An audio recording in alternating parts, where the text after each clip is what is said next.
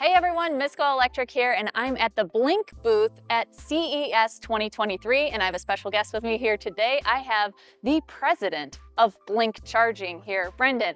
Nice to meet you. Thanks for having us here today. We really want to dive into not only the new product you have, but some things that we want to talk about as far as charging infrastructure goes, because that's the big story of 2023 with a lot of new deployment of stations around the country. Absolutely. So if you could give us a little bit of background, I know you've been in the charging business for a really long time. You were at a previous company, Electrify America, the COO of that company, and now you're here at BLNK leading the way. So give us a little bit of background on the industry here and how you've brought that expertise here to BLNK. Sure, absolutely. So the industry, the great thing about it is it continues to evolve. When I first started out, we were having debates about EVs and do we charge them on 110?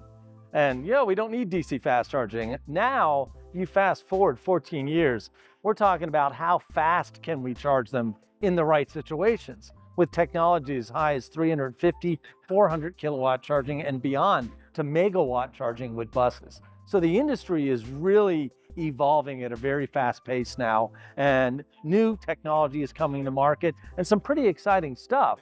But when we boil it down to the basics of charging, we have to focus on what's going to be the dominant charging for your average consumer.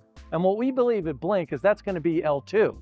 Now, we invest heavily in DC fast charging. We're installing DC fast chargers today. We're applying for grants, and we're about to manufacture our own DC fast chargers to the tune of about 180 kilowatt chargers that are sleek, brand new, technology advanced chargers. But we believe we have to have a balance.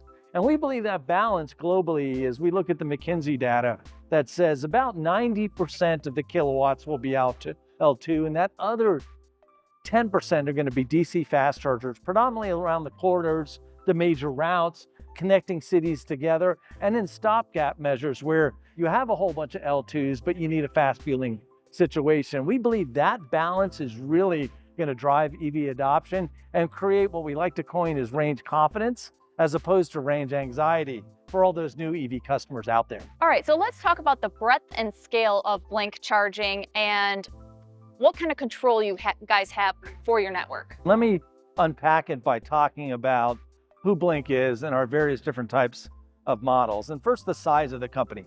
So we are one of the largest global charging companies out there today. So since the history of the company, we've deployed north of 59,000 chargers, that have been in the ground or in operations. Now, the number of chains as chargers have gotten older and been replaced, but that's the total number. When we look at customer base, we have over 440,000 active users on the BLNK networks today. And that spans the United States, that is in Mexico, that is in our offices in Great Britain, our office in Belgium, our office in the Netherlands, our office in Israel, our big office in India where we manufacture chargers. And in the US alone, we manufacture out of Bowie, Maryland. We assemble chargers and process chargers from our network operations center in Phoenix, and we have our headquarters in Miami Beach. Wow. Now, on a business model, where BLNK differentiates from our competition is we operate what's called a flexible business model. Our first is that we own and operate our own equipment. So we'll contract with a site host, we'll provide the equipment, we'll install the equipment, and we'll manage the equipment on their behalf, and we own and operate. BLNK derives revenue from selling the kilowatts from the charging experience. Then simultaneously, we also sell the equipment. And anyone can buy it, and with buying it, we'll provide them with network services, help with the installation and maintenance agreement so they can maintain the equipment. The idea there for BLNK is, while some of our partners have to say no, we always say yes to the customer. If they say, well, we want to own it, we say, fine, you can own it. If they say, we want you to own it and operate it, but we want some revenue sharing, we say, fine. If they say to us, hey, BLNK, we want to participate in it, we'll do the install, you run the charger. That's our hybrid agreement. We say yes to that. Now, to add to this, BLNK is the only vertically integrated company. And what we mean by that is we design our own equipment, we manufacture our own equipment, We own and operate our own equipment, we sell it, and then we maintain it simultaneously. No other charging company in the United States does that by Blink. And when you look at by the numbers, we are one of the bigger ones. And that's because we have a lot of L2 ports out there in the market, where some of the competition that's referenced are predominantly DC. Now, underpinning all of this is a very key thing. Blink decided 18 months ago that we wanted to redevelop our entire network. And we didn't want to rely on a third party, as we've referenced quality and other issues before. So we have now, as of October, we've relaunched a brand new technology stack built from the ground up to be compatible with all brand new charging systems, to be compatible with all new vehicles coming on the market today, and to utilize a new technology stack that's plug and play capable. So the level of integration is really reduced significantly, which reduces your points of failure. And so that's how, taking it onto ourselves and being our own internal ecosystem. Now, we still utilize some contract manufacturing here and some manufacturing partners there, but at the core of us, it's all Blink design, all Blink manufacturing, all Blink people. And by example, if I go to my India Development Center, there's no contract employees there. My Indian Development Center is all Blink employees. Yeah. Everyone You there. have control. The same with manufacturing. It's all Blink employees manufacturing that equipment. That's what differentiates us in the space. With your level 2 chargers that you have on display here, you go even up to a range of about 19.2, and in the European models, if I'm not mistaken, about 22 kilowatts in the 22 kilowatts, that's correct. So yeah, the model now is to future-proof your DCs. You can still put in 50 amps in your home because you have longer dwell time. But when you're talking about commercial L2s, and we're talking about outside your doctor's office, where you and me both, we're in there usually an hour plus. Yeah. You want the fastest available today, because the OEMs, the auto manufacturers, starting to shift what's called their onboard chargers to be up to 19.2 kilowatts. And we're seeing that. First we saw it in one, now we're seeing it in a multiplicity of vehicles that are now. So future-proof your L2, so that when those cars upgrade their onboard charger, that they can charge at the fastest speed. And it's still extremely economical to install that 19.2 charger than it is to put a DC fast charger in that same location. Absolutely. And on that note, talking about future technology, what is going on with bidirectional charging? So bidirectional is really, it is a burgeoning field. Now, it's been around for a while. So what right now on a proof of concept basis is, how can we make it something that is convenient, and what's its value orientation?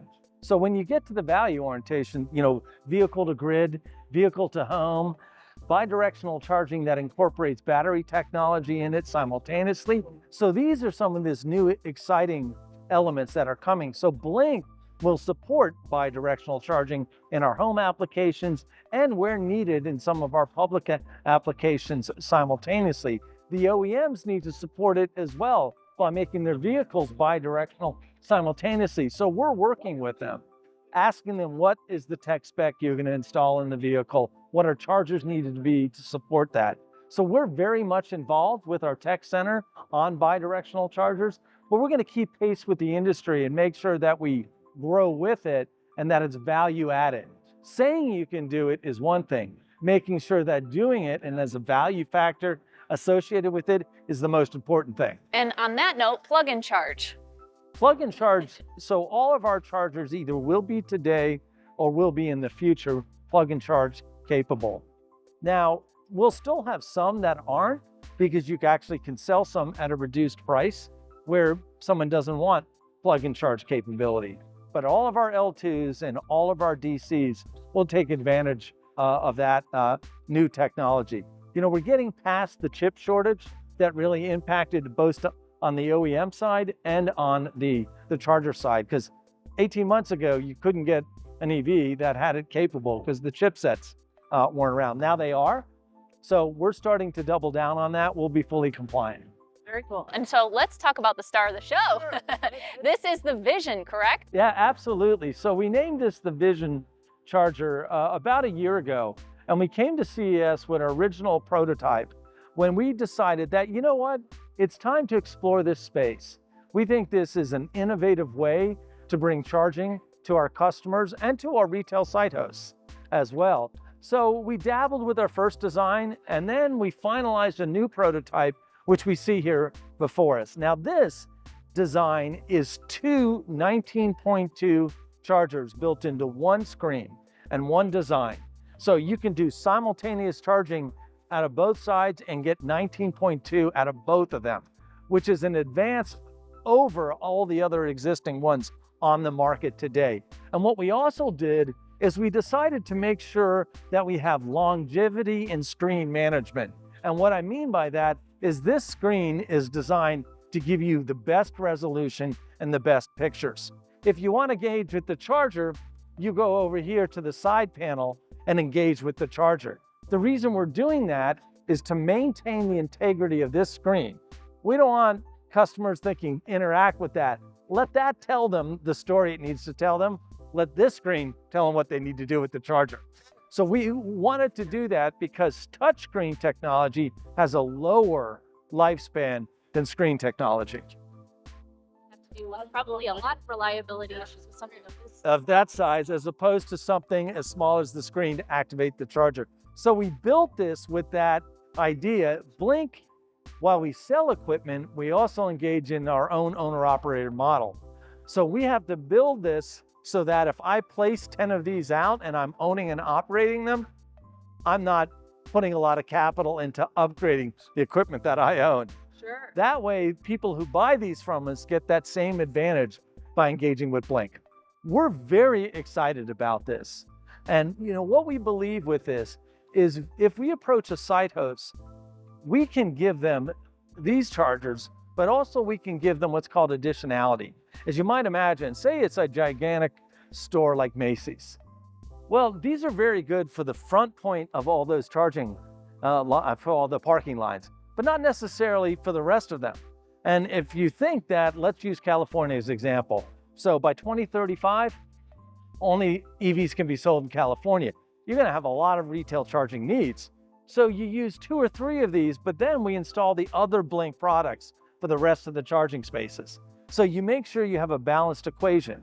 And you don't install one of these in every space. That would be unrealistic. If someone's spending 3 hours at the mall, it maybe not be the right option. It might be a level 2 is a better choice. Walking down to the end of that parking aisle before they go right and say, they see this one right there. So on this screen, is this specifically for advertisements? Is there any kind of customization for the owners and operators if they do buy this? The owner and operator can customize with our content management partner.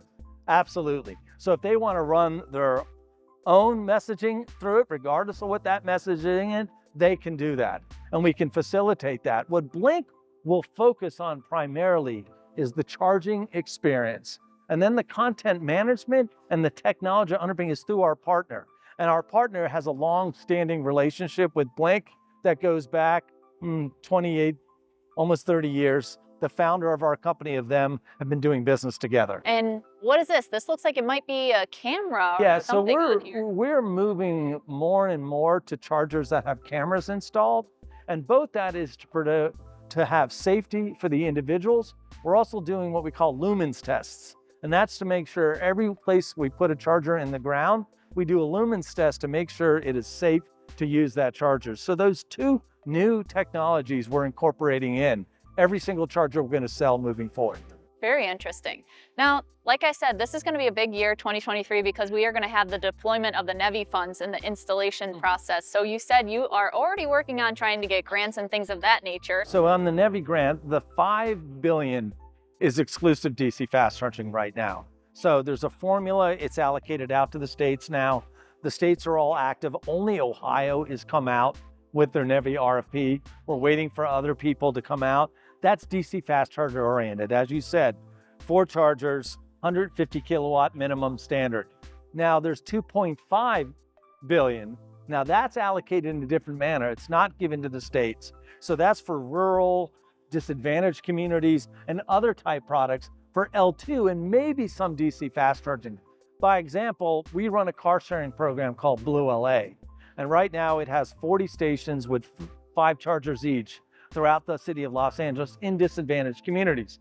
We're now expanding that to over 80 stations. And that's the type of investments that the NEVI dollars are looking at, combining car share and charging together to bring an EV impact to communities that other wouldn't get it. And we'll be working on getting our unfair share of that 2.5 billion, as well as getting our share of the 5 billion to service the DC fast charging corridor community as well. Sure. So level 2, obviously a big focus for you guys, but on the DC fast charging aspect of it, do you see there being a priority for even faster speeds, like up to 400 kilowatts and beyond? Yeah, where you can get the cost effective and do, when we go to megawatt bus charging, look at the application and look at the vehicle, right? So as we start talking about, as we used to say, 18-wheelers and big, gigantic buses, what is the right application?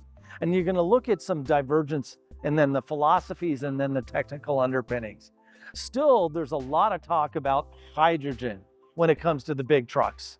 And we certainly see some competition there between Tesla and a very famous competitor of theirs in name that are saying, okay, well, we believe EVs are go. No, we believe the hydrogen is go. So we're going to see that play out simultaneously. Over the last 12 to 18 months, we're seeing megawatt charging and systems come into play.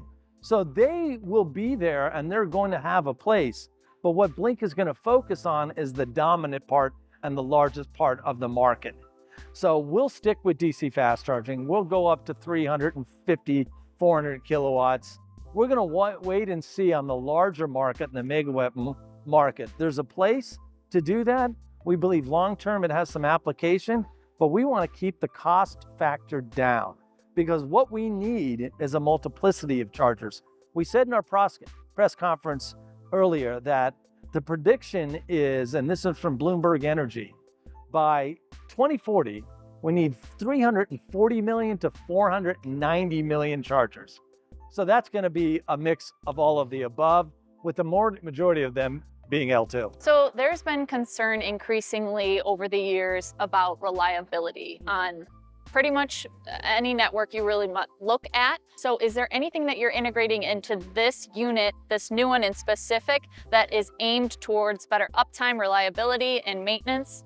Yes, and it's when you're looking at where the faults and reliability come from and you start to analyze it, you have a couple different kinds. You have hardware failure, you have firmware failure, and then you have the actual equipment failure. And then you have lack of integration between various different systems. So you slap a credit card reader onto a charging network and they have to integrate that credit card reader so it interacts properly with the charger. The more systems you slap together, the more point of integration, the more opportunities for failure.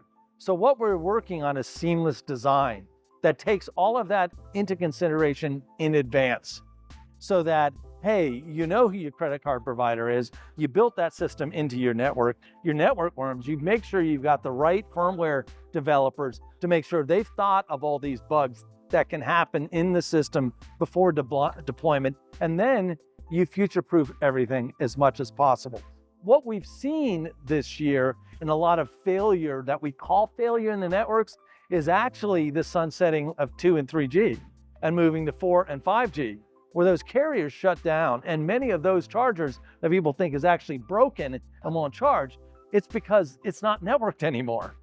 And that technology transfer really gave a black eye to the industry because it happened and we had dormant chargers everywhere throughout the country because of that switch. And we're still replacing chargers right now today and upgrading the 4 and 5G in order to alleviate that concern. Because to a customer, it doesn't matter. Exactly, Failure they just want it to work. It's failure to charge. Yeah. They want it to work. And it's up to us, the infrastructure providers, to find new solutions to make sure situations like that don't happen again. And it's been a great wake-up call for the industry to focus on that and say we have to bring reliable services. But still, you will see chargers that break down. They need to be serviced. When we're talking about DC fast charging and when we're doing 4, 5, and 6 installations on DCs, you're going to have some units that go down. What you need to make sure there is you built in redundancy. We've all gone to the gas station. We send the red green, yellow bag over the pump because one of them's down. So build in redundancy. Do not do 2 charger installs or 1 charger installs. Build in redundancy so mechanical failure, which happens, is taken into account. Network failure, improve your quality, improve your firmware, improve the communication between the different subsystems. And that's what all of us are working on. And that's incorporated into this unit right here. And one of the other units we have on display over that are brand new, state-of-the-art and cutting edge. And sometimes the problems are weather related because of extreme temperatures. So is there anything you're integrated in this to prevent Well, we those weather extreme test every one of our chargers in an environmental situation. So we believe they can charge. Most of the weather issues is not so much related to the charger, but is related to the battery. Because the colder the battery gets, the harder it is to push kilowatts into it. So where you advertise to your customer, you're gonna get 19.2, and the ambient core temperature of that battery is dropped way down. They're not getting 19.2. So some of that is education and quality.